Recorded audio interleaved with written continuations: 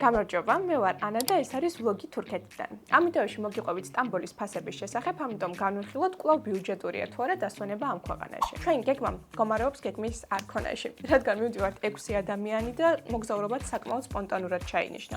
თავდაპირველად ვაპირებდით წასვლას ალაჩატში, შემდგომ ანტალიაში და საბოლოოდ გადავწყვეტეთ, რომ 2 დღე წავსულიყავით სტამბოლში და დანარჩენი დღეები დაგვეთმო ანტალიისთვის. ფასებზე საუბარი დავიწყოთ ავიაბილეთით. როცა ბილეთის ძებნა დავიწყეთ, მივხვდით, რომ 3 დღე უფრო ბიუჯეტური იქნებოდა ფრენის ბილეთიდან გამომდინარე. ფრენა დაგუჭდა 260 ლარი 10 სექტემბერს თბილისის აეროპორტიდან პეგასუსით. თუ გავფრინდებოდით 11 სექტემბერს ფასი 408 ლარი იქნებოდა. ჩამოფრინდით, ფრენა გქონდა ძალიან კარგი. მთელი გზა მეძინა, რა თქმა უნდა, მე იქიდან წამოვედით ტაქსით, რომელიც ავიყვანეთ პირდაპირ აეროპორტში. გადავიხადეთ 100 დოლარი და აეროპორტში ზოგადად, როდესაც ტაქსის ქირაობ უფრო ძვირია და შეგიძლიათ უფრო ბიუჯეტური ვარიანტიც ნახოთ ხოლმე, შეგვეძლო ავტობუსით წავსვლა, მაგრამ რახან 6 ვიყავით. ჯობდა რომ ისე გადაგვეხადა ეს თანხა და მალე მოვსულიყავით სახლში. გზა იყო საკმაოდ დიდი, საათ ნახევარზე მეტი თანი სუსაცობები იყო, სასტუმროთი კმაყოფილი ვართ და ახლა ძალიან გვშია, შევჭამთ და უკვე მოვიფიქრებთ რა გავაკეთოთ, იმიტომ რომ გეგმები არანაირი არ გვაქვს. სტამბოლის ბინა 6 ადამიანზე 10-13 სექტემბერს დაგუჭდა 546 დოლარი. ეს მეორე ოთახი. ამასთან დავამატეთ 42 დოლარი იმისთვის, რომ ადრევე შევსულიყავით ბინაში და არ გველოდა 2 საათამდე. ასე ჩავდივართ დაბლა.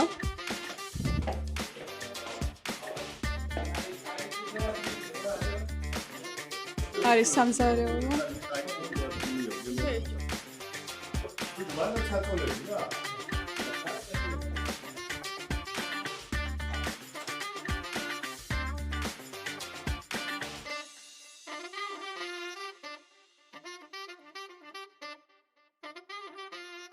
ერთი სული გქონდა გვესაუზმა, სადილი უფრო გამოდიოდა, მაგრამ არა უშევს, ამიტომ ამოვარდით და წავედით საჭმელად.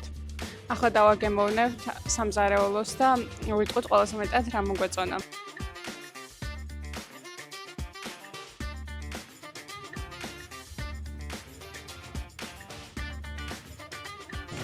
ჯამში იყო 610 ლარის და პორციები იყო უდიდესი, ფაქტობრივად ნახევარი ვერ შევჭამეთ. ამიტომ 6 ადამიანისთვის დაახლოებით 68 ლარი გამოვიდა, რაც ჩემი აზრით ძალიან ნორმალური არის. უბრალოდ მართლა ისე გვშიოდა, რომ ყველაფერი შევკვეთეთ აბსოლუტურად. და კარგია, რომ გავსინჯეთ. ცუდი არ იყო, მაგრამ საშუალოდ 7 ქულაზე შევაფასებთ. რადგან ტურისტულ უბანში ვცხოვრობდით, უბრალოდ სეირნობდით და გზად ვნახულობდით ლამაზ ადგილებს. მოვედით გალათასთან. სადაც უშუალოდ არ შევალთ, მაგრამ გავსინჯავთ ცნობილ cheesecakes, რომელიც ანრიმ გასინჯა 1-2-3 წლის წინ და იმის მერე cheesecake მხოლოდ თურქული ახსენდება. და მეუბნებოდა, რომ ყველაზე გემრიელი cheesecake აქ აქვს ნაჭამი. ხო და ვნახოთ რამდენად გემრიელია და გაამართლებს თუ არა მოლოდინს. 460 ლირა ღირს cheesecake და 250 ლირა ღირს ყავა.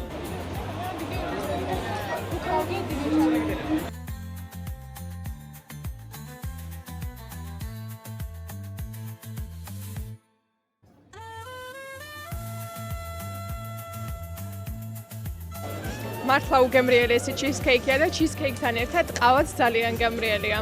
საბოლოოდ მაინც ვიტყვი, რომ ღირს 30 ლარი თან ტურისტული ადგილია და ძალიან ნორმალური ფასია. დათ ფოტოების გადაღება გიყვართ, ნამდვილად ღირს აქ მოსვლა, ფოტოც ლამაზი გამოდის და თან გემრიელადაც შეჭამთ. უკან ვიღაცამ ხელი მომკენა.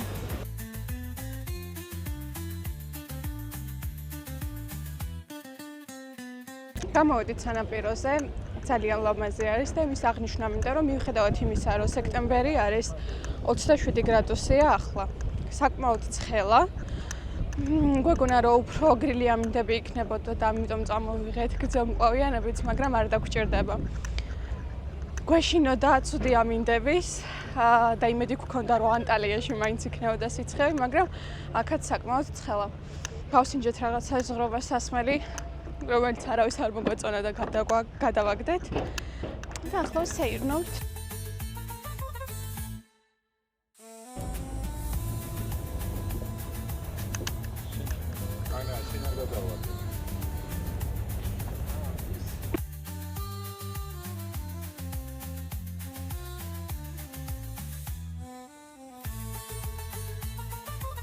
ეხლა შეგვემთხვა ერთი უცნაური ფაქტი.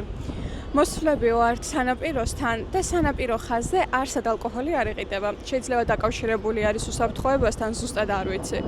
მაგრამ ყველა მაღაზია მოვიართ და ბოლოს ვიღაცამ გითხრა, რომ ამ ტერიტორიაზე უბრალოდ ვერ ნახავთო და უცნაურია.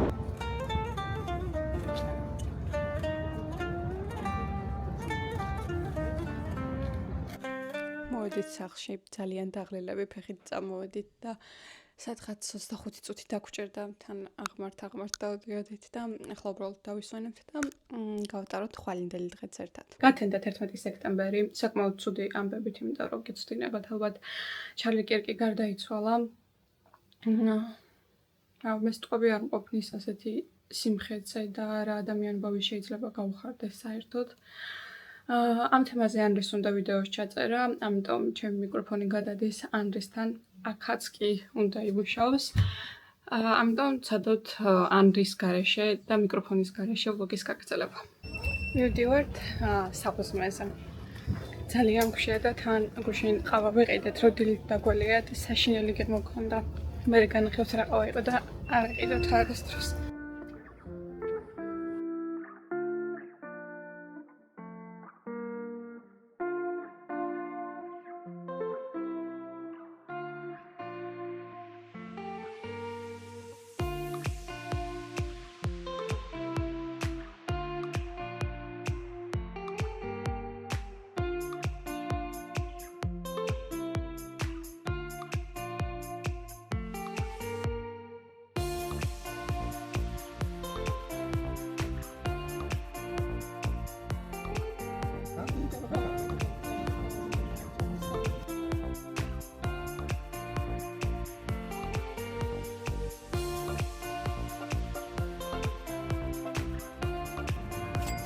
რესტორანში მუშაობდა ქართველი ქალი, რომელიც 15 წელია იქ არის და 15 წელია ამ კაფე რესტორანში მუშაობს.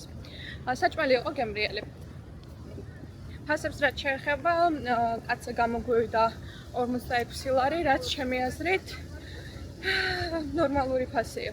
ტურისტული ადგილისთვის ისევ, ტურისტული ადგილის ყალობაზე. დღეს ვაპირებდით პრინცის კუნძულებზე წასვლას, მაგრამ უკვე 2 საათი დაიწყო, რაც ჩემი აზრით უკვე დაგვიანებული არის პრინცის კუნძულებისთვის, ამიტომ სავარაუდოდ დღეს გვექნება მუზეუმების და შოპინგის დღე.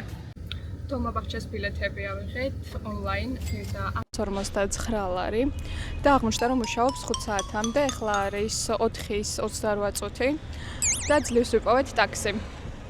მივდივართ და იმედია მოვასწრებთ სრულფასოვნად ნახვას, იმიტომ რომ ყველა ამბობდა რომ ულამაზესია და ალბათ პირველია რაც უნდა ნახო თურქეთში სტამბულში ჩამოსვლისთანავე და ვნახოთ.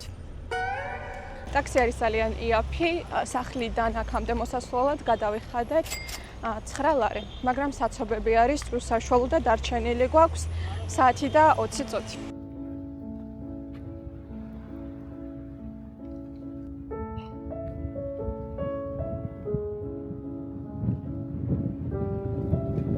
ახლა გამოვედით მუზეუმიდან და ბოლო ოთახი იყო ყველაზე ლამაზი, შესასვლელი ოღონდ უკანა მხრიდან იყო ულამაზესი. მოკლედ, ვინმე თუ ფიქრობთ, მოხვიდეთ თუ არ მოხვიდეთ, 1000%-იანი რეკომენდაცია, მართლა სანახავი არის, უდიდესი სიმდიდრეა და თან რაღაცნაირი ძალიან მასიური და დიდებული არის. შვედეთში რომ მეუბნებოდა ანრი, ეს ისეთი არაფერი არ არის თურქეთთან შედარებით, ახლა მივხვდი რასაც გულისხმობდა.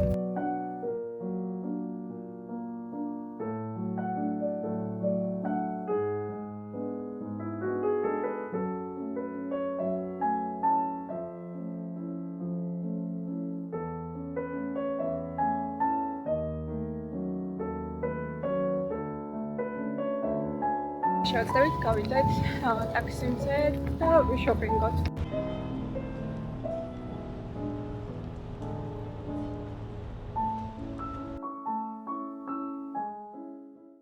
ჩამოვედით Starbucks-ში და ცივი ყავა, ლატე ღირს 10 ლარი, ამერიკანო ღირს, არა, ლატე ღირს 11 და ამერიკანო ღირს 10 ლარი.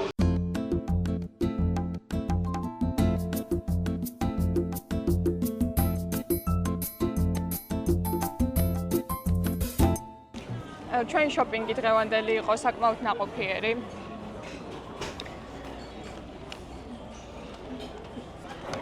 თავარი რაც მინდოდა რომ თურქეთში მენახა იყო ეს და სხვათა შორის დიდად არაფერი არ მიყიდა, იმიტომ რომ რაღაც არჩევანზე ვერ ჩამოუყალიბდით მთლად. მაგრამ მაინც განახებ ორდინარის რაღაცები. ფლაში და ტუში. ამაში გადავიხადე 250 ლარი დაახლოებით. გვაჩუქეს ბიჭებმა. ასეთ სუნამო. მარიამის სეფორა.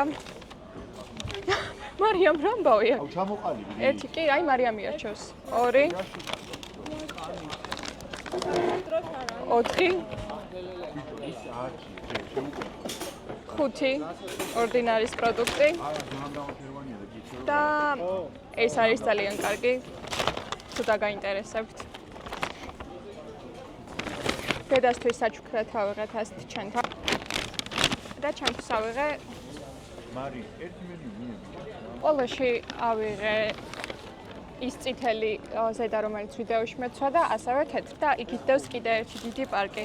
მამას ავიღეთ თბილისზე და ბიძა ჩემს და პაპას ავიღეთ კეპი.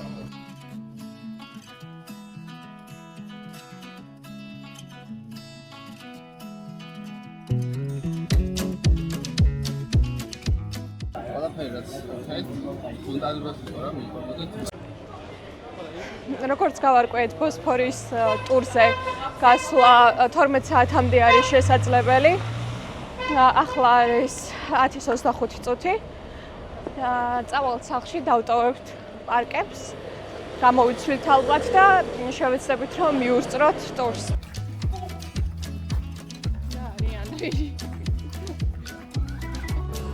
ვარკვდით, სად უნდა მივიდეთ იმისთვის, რომ ბოსფორის ტური ავიღოთ და ტაქსისტებმა გვითხრეს, რომ ტაქსით რო ჩავიდეთ 15 წუთი უნდა დროს და 45 წუთში იხურებიანო, აღარ იქნებიანო. ჩვენ მაინც ახლა სანაპიროზე აქვე სადმე ჩავალთ, იქნებ ვნახოთ რამე სხვა ტური. თუ არა და ალბათ უბრალოდ კაფეში დავსდებით, იმიტომ რომ აზრი აღარ ექნება ტურის აღებას გვიანი იქნება წესით მაგისთვის. სამწუხაროდ, მაგრამ ხვალ დილის 9-ზე უკვე უნდა გავიდეთ სახლიდან იმისთვის, რომ მოვასწროთ კუნძულებზე გასვლა, ბაზარში წასვლა და სასურველია, რომ კიდევ ერთი მუზეუმი მაინც მოვასწროთ. მაგრამ ნახოთ რა გამოვა. იმიტომ რომ ზეგ უკვე მივფრინავთ ანტალიაში.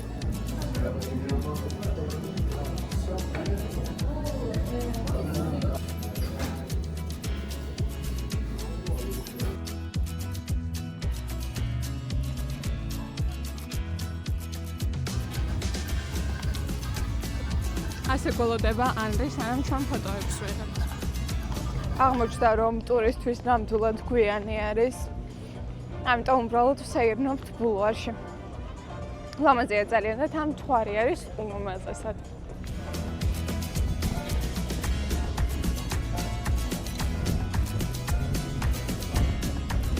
ლუდი არ გინდა? შემოვიდით საუთბაიში, ლუდის დასალევად. აი ეს იქნება ძალიან კარგი. French fries with smoked beef and cheddar. Shave moment. Restaurant challenger. გადასახადების და ხავი ჯარიდების.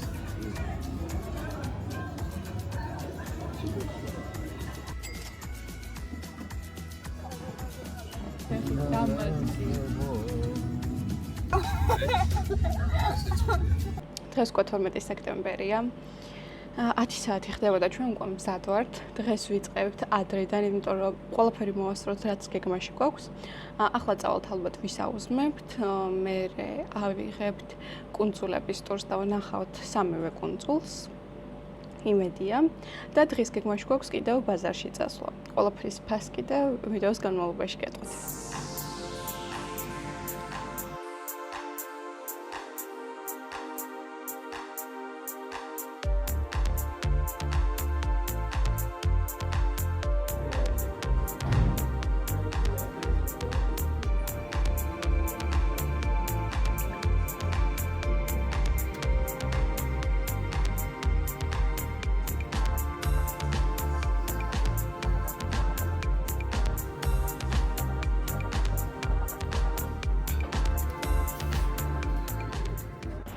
ვისაუზმეთ 21 ლარისი იყო ჯამში კაცზე. ავიღეთ ყავა, წყალი, ჩიჟიპიჟი ან შაქშუკა, არ ვიცი როგორ ეძახით თქვენ. ეგ და პური. ჩემი აზრით ძალიან კარგი ფასია.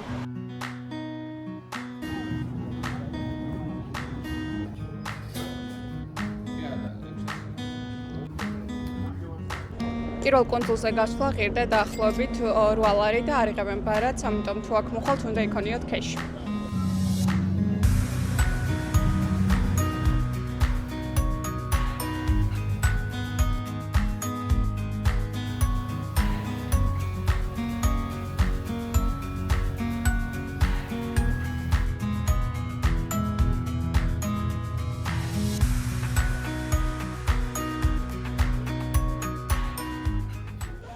ჩამოვედით ბოლო კონსულზე, სხვა კონსულებზე არ გავჩერებულ ვართ. გზას მოვიდა 3 საათი, ან 3 საათი იქიდან და 3 საათი აქედან დაგვჭირდება. ამიტომ დროის ეკონომიის მიზნით გვირჩიეს, რომ ყველაზე ლამაზი კონსული მაინც ეს არის. ახლა გაგიკვირდებათ და მივდივართ საჭმელად. ყველა აქებს თევზის სენდვიჩი და შეიძლება ეგეც გავსინჯოთ, მიუხედავად იმისა, რომ თევზი არ მიყვარს და თითქმის არავის არ უყვარს ჩვენი მეგობრებიდანაც. რაც შეეხება ფასს, 8 ლარამდე გადავიხადეთ. და ყველა გაჩერებაზე, როცა ჩადიხარ, იხდი თავიდან ამ თანხას, მაგრამ ჩვენ ახან არ ჩავსულვართ სხვა გაჩერებაზე, შესაბამისად, ბოლო კონსულამდე 8 ლარი დაგვიჯდა. მაგრამ მთელი გზა იმას ფიქრობდი, რომ აი მაგალითად ცხოვრობ ბოლო კონსულზე და მუშაობ სტამბოლში, ან როგორ უნდა ვიარო ყოველ დღე. 3 საათით ადრე რო გადიხარ, აი 9-ზე რო გაქვს სამსახური და 6 საათზე სახლიდან რო გადიხარ, იმიტომ რომ 9 საათზე იყო ადგილზე. მართლა დამხლელი გზა არის. ჩვენ ხლა როგორც ტურისტებს მოგწონდა, მაგრამ ყოველ დღე რო ორჯერთან ამ გზას გადიხარ, ძალიან დამღლელი იქნება. და რო შემოვიდით კვარაცხელია. მე რო გითხეთ, რომ ისაო, არ დაგიულერჯობოთ კვარაცხელია და კვარაცხელია. ერთ-ორ წელიწადში ნახოთ, მოყავად ეგ არა კლიენტი არ გაუშვა. იფიქრა ეხლა წავიდნო. ერთ-ორ წელში ვნახავ, თუ არ დაგიულერიო რა.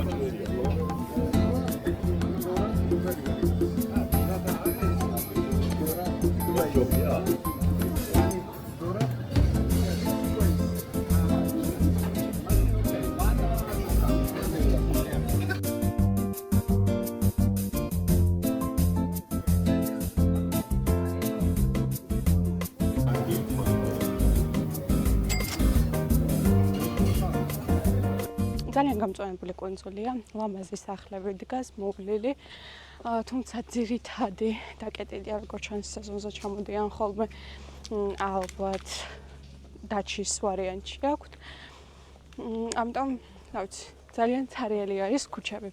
მივდივართ რაღაც კონკრეტული დანგრეული სახლის სანახავად, არ ვიცი რატო, და არის სულ აღმართი. ამასობაში გაგვეწვევდა, მაგრამ ნახეთ თურმე აქ რა ყოფილა. გაწვევდა, ჩვენი გემიც უკან ბრუნდებოდა და თან ძალიან დაღლილები ვიყავით, ამიტომ წავედით სახლში. გზად შევედით ისევ იგივე ადგილასაც გუშინ ვიყავით და ვჭამეთ ბურგერი. ფასს გიტოვებთ. 3 დღე საკმაოდ ცოტა აღმოჩნდა იმისთვის, რომ ტურისტული ადგილები გვენახა და გვესვენა და პლუს საყიდლებზე წავსულიყავით, ამიტომ ახლა ვისაუბროთ იმ ადგილებზე, რაც უნდა ნახოთ და განვიხილოთ მათი ფასებიც. პირველი ასეთი ადგილი, რა თქმა უნდა, არის აია სოფია, რომელშიც შესვლაც 2024 წლიდან გახდა 25 евро. თუმცა ასევე უნდა გაითვალისწინოთ ის, რომ ლოცვის დროს ტურისტული ზონა დაკეტილია. მეორე ადგილი არის სულთან აჰმედის მეჩეთი, რომელიც აია სოფიასთან ახლოს მდებარეობს და მასში შესვლა უფასოა. შემდეგი არის თოფქაფის სასახლე. ოსმანეთის სულთნების რეზიდენცია, რომელიც გამორჩეული არის სიმყუდროვით და სიმდიდრით. შესვლა 57 евро ღირს. კიდევ გვინდოდა ბაზილიკას ცისტერნის ნახვა, რომელიც არის წყალსაცავი მიწის ქვეშ, გამორჩეულია ულამაზესი არქიტექტურით და ფერებით. შესვლა 33 ევროა. მე ამ ფასებს ვეძებდი ოფიციალურ გვერდებზე და წავაწყდი კომპანიებს, რომლებიც 2-3 ტურისტულ ადგილს გაჩვენებენ ფაქტობრივად ერთის ფასში. ამიტომ აუცილებლად წასვლის წინ ნახეთ ასეთი კომპანიებიც, რომ უფრო ბიუჯეტურად მოინახულოთ ყველაფერი. ჩემი აზრით სტამბოლი არ არის იაფი, თუმცა საყიდლების მხრივ საქართველოსთან შედარებით სხვაობა კვლავ შეიმჩნევა. ზოგ მაღაზიაში 20-30%-იანი, 40%-იანი ფასდაკლებაც იყო ჩვენთან შედარებით. რაც შეეხება ანტალიას, მის დაგეგმაში დაგვეხმარა ტურისტული კომპანია. ზოგადად ყველა მოგზაურობას ჩვენ გეგმავთ ხოლმე, თუმცა ეს ის იშვიათი გამონაკლისია, როცა გინდა რომ ყველანაირი პასუხისგებლობა ვინმეს გადააბარო და ძალიან კარგად გაართვა ტურისტულმა კომპანიამ ამას თავი. ესე იგი, 5 ვარსკვლავიან სასტუმროში, ოღონდ არ ვიცი ეს ვარსკვლავები როგორ ნაწილდება, დასვენება 13-18 სექტემბერი დაგვიჯდა 1880 ლარი. და რა შედიოდა ამ პაკეტში? ბილეთი ისტამბული ანტალია, დაზღვევა ანტალიის აეროპორტიდან ტრანსფერი სასტუმრომდე, რაც დაახლოებით საათნახევარი იყო. სასტუმროში main building-ში განთავსება. როგორც გითხარით, ეს იყო all inclusive სასტუმრო, სადაც შედიოდა აბსოლუტურად ყველაფერი და შიგნით არაფრის გადახდა არ გიწევდათ. და უკან დასაბრუნებელი ტრანსფერი აეროპორტამდე და პლუს ფრენა ანტალია თბილისი. ჩემი აზრით ეს არის ძალიან ლოგიკური ფასი, იმიტომ რომ როდესაც სასტუმროში შედიხართ, თანხას აღარაფერში აღარ იხდით, 4-ჯერადი კვება გაქვთ, სადაც აბსოლუტურად ყველაფერი არის და ნამდვილად ნახავთ იმას, რაც თქვენ გსურთ. აუზთან 24 საათიანი კვება, 2 აუზი თავისი დაცვით და მეთვალყურეობით, თქვენი ზონა გაქვთ ზღვაზე და შეზლონგებზეც შესაბამისი წვდომა გაქვთ, არანაირი თანხის გადახდა არ გიწევთ. ოთახების ყოველჯერადი დალაგება, მოკლედ. მეტი რა უნდა გინდოდეს იმისთვის, რომ უბრალოდ შვიდად დაისვენო და განიტვირთო. ჩამოფრინდით, წინა წელს რომ ჩამოფრინდით თბილისიდან ძალიან დიდი რიგი იყო პასპორტ კონტროლზე, ამოვიხუთეთ და თან კიდე ჰაერით საერთოდ არ იყო. ახლა რადგან შიდა ფრენა არის, აღარანაირ კონტროლს აღარ გავდივართ, უბრალოდ ველდებით პარკს. და პლუს აეროპორტიც გაარემონტეს, ან შეიძლება სხვა აეროპორტში ვართ, მაგრამ ალბათ უფრო გაარემონტეს. ველდებით პარკს ახლა და შემდგომ უნდა მოვძებნოთ train transfer-ი.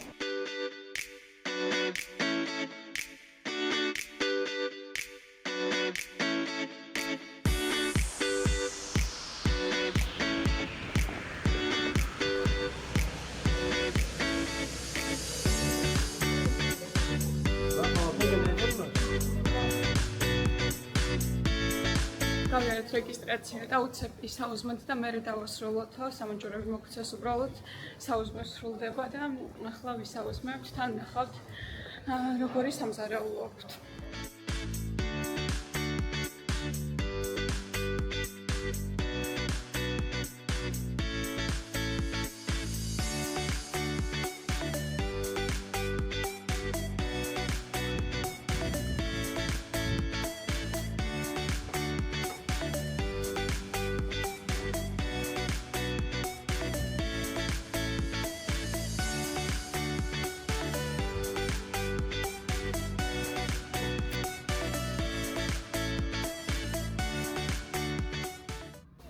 სადედის მერე ძალიან გავიჩშეთ, ღამის გათენება აშკარად არ იყო მარტივი და გვეგონა რომ თითქოს არ დავიღალეთ, იმიტომ რომ ფრენა 1 საათიანი იყო, თუმცა მაინც ყველას კარგად გვეძინა ახლა.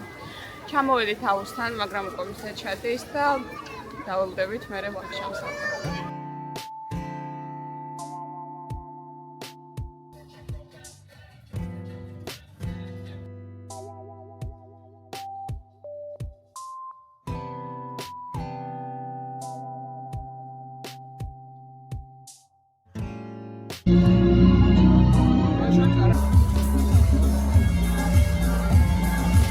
აღარ სამორჩა. ყველაზე მეტად რაც მიგვერს ის არის, რომ აქ ისვენებენ როგორც რუსები, ისევე უკრაინელები და ზოგადად ანტალია პროსლავების კურორტი არის. ამიტომ სიმღერებით ძირითადად რუსულენოვანი არის, მენიუც, აი ახლა მაგალითად გაჩვენებთ სად იყო. როგორც შემოვიდით, პირდაპირ რუსულ ენაზე იყო. თურქულზეც კი არ იყო არაფერი, თურქი დამსვენებლები არც შეგხვედრია. ყოველ შემთხვევაში მე არ შემხვედრია. თუ იპოვე ახლა ქაღალდი განახებთ. ეს არის 14 რიცხვი. 9 საათი ხდება, საუზმე არის 10-მდე, ამიტომ უცებ ახლა შევიკრიბებით ჰოლში და წავალთ საჭმელად.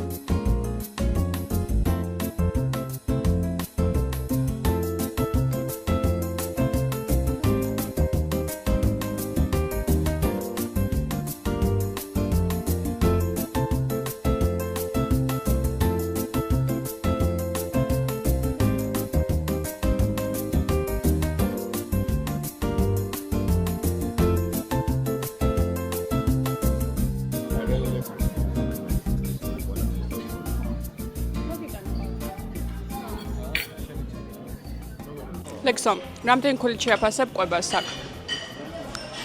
მე ყვებას შევაფასებ, ანუ ეგ როგორი რაღაცა, იცი, ინდივიდუალურად ფასდება. შენ რამდენად შეგიძლია მოცემული საჭმელის ინგრედიენტებიდან აწყო რაღაც აქ მე შემიძლია ავაწყო ყველი მარწყვის ჩემი და რაღაცები ერთად და ძალიან ჩემს 10 ქულით რა თქმა უნდა თქვენ ბესო შენ? 7.5. მარიჯონ. 6.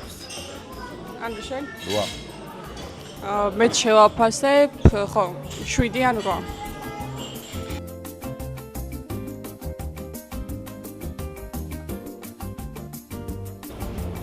აქეთ არის სანაპირო და ეს არის ჩვენი სასტუმროს პატარა ბარი.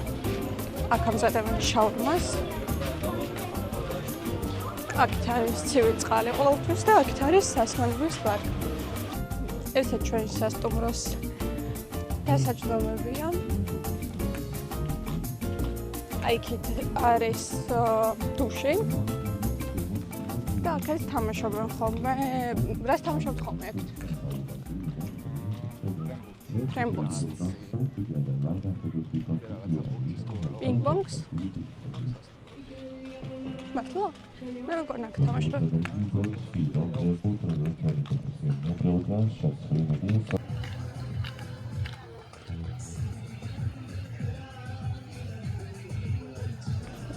იტალიაში ყველა დღე მეტნაკლებად ერთმანეთს გავს, ასე ყოველი დღე აღარ გადამიღია, იმიტომ რომ თქვენთვის საინტერესო არ იქნებოდა, მაგრამ დღეს მექნება მცდელობა, რომ მთელი დღე გადავიღო. ახლა მაქვს ასეთი ფურცელი, სადაც წერია სასტუმროს დღის გეგმა, რომელსაც მიუყვებით ხოლმე და გაგაცნობთ, იქნებ დაგაინტერესოთ. მოკლედ. დილაობით არის საუზმე. 7 საათიდან 10 საათამდე, რაც ჩემი აზრით ძალიან კარგი დრო, იმიტომ რომ ვინც ადრე იღვიძებს და სხვაზე ჩასვლა უნდა, იმათაც შეუძლიათ რომ ისაუზმონ და ვინც გვიან ვიღვიძებთ შედარებით, იმათაც ჩვეულებრივად ბევრი რამე გვხდება ხოლმე. შემდგომ ამის შუალედში ყოველთვის აუზთან არის ცალკე ოთახი, სადაც არის ხილი, ტკბილეული, ყავა, ჩაი.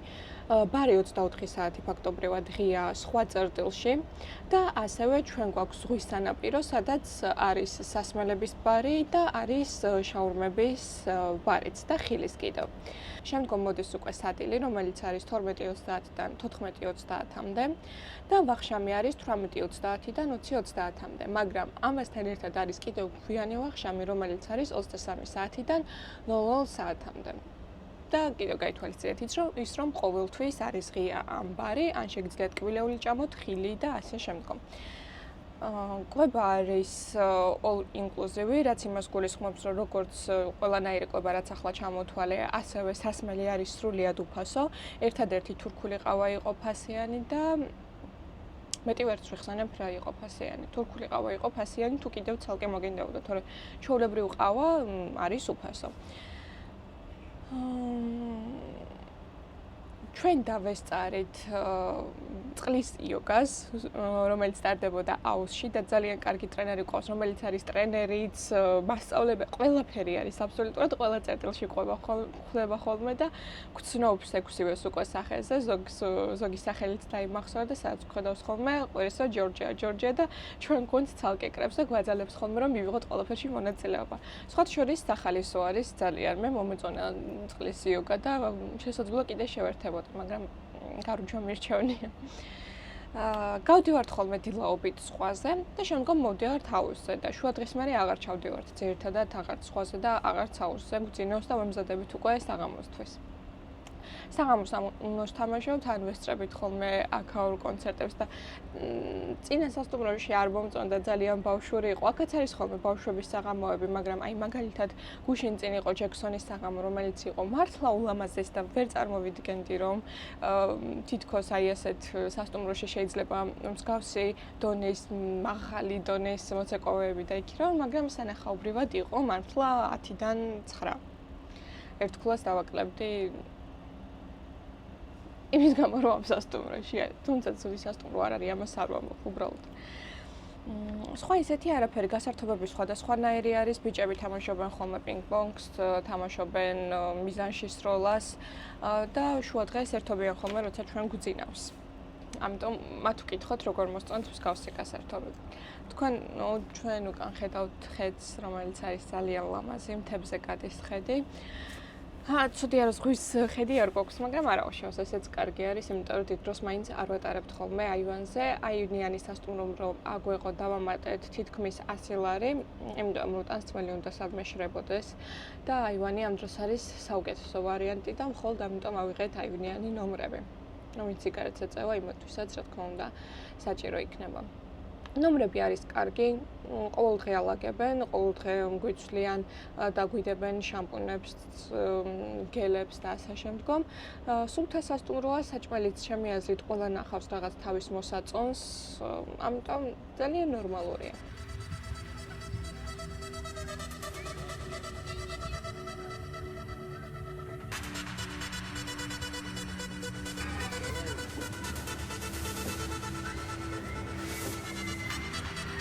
თითქმის 3 საათი ვიყავით ზღვაზე და ახლა გადმოვინაცვლეთ აუზზე.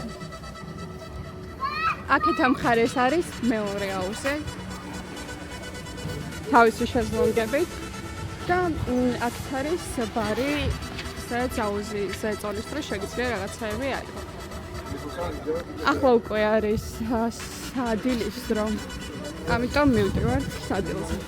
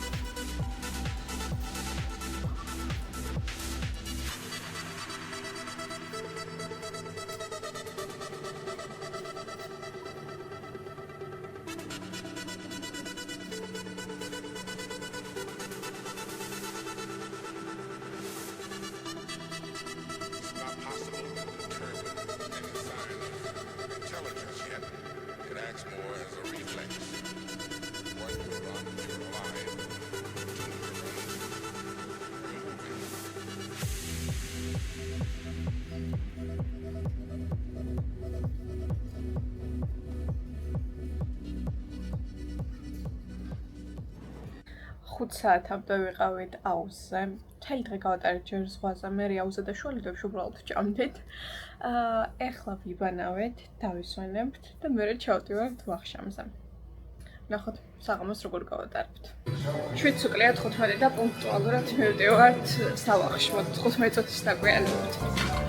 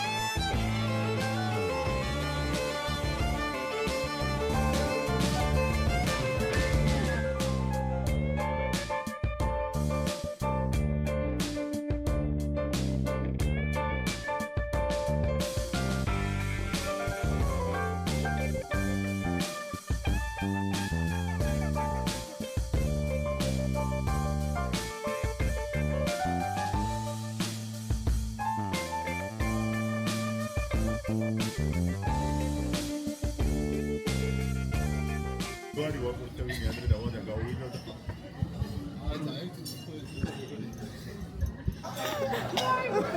და სამკურია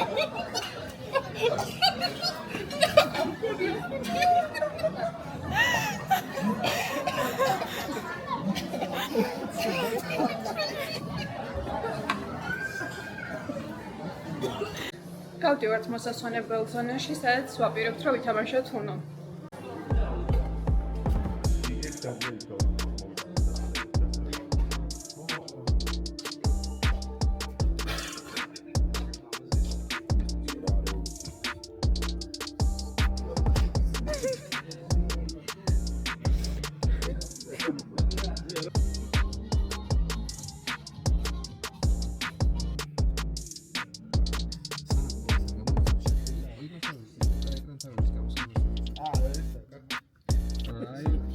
ეს არის 17 სექტემბერი, ჩვენი აკოფნის ბოლო დღე, უკვე ჩეკაუთი გქონდა 12 საათზე. ტრანსფერი მოგვაკითხავს 9:30-ზე და იქამდე გამოვედით ანტალიაში. გზა იყო საათნახევარი ქემერიდან და დაგვიჯდა $3. ეხლა ვართ მოლში რაღაცეების საყიდლად.